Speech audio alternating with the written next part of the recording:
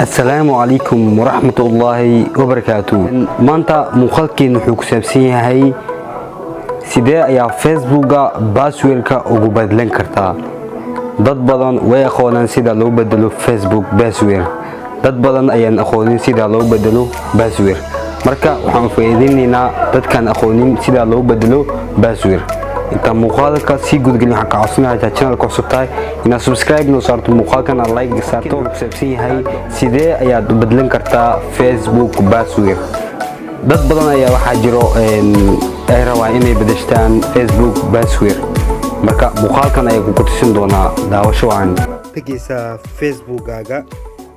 Facebookaga marka tagto dhinacaan saddexda haba taabanaysaa, kadib waxaa imaanaysaa hoos setting privacy taabanaysaa, kadib waxaad galaysaa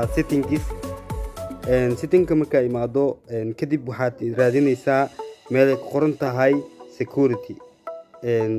markaad imaado kadib waxaa imaanaysaa change password. markaa imaado meeshan ugu koreyso waxaad gelinaysaa passwordka Facebooka kugu xiran. markaad geliso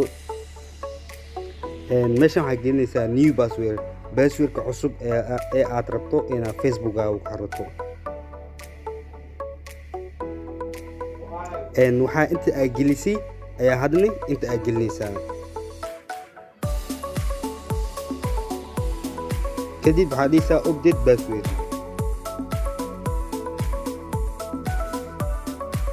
sida tan password Facebookaga waad bedeshay. continue ayaa taabanaysaa, kadib password Facebookaga waad bedeshay.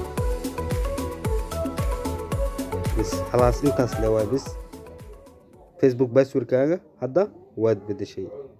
waa filaa in aad wax badan ka faa'iiday muuqaalkan, aadna ka faa'iiday sida loo bedelo password Facebook.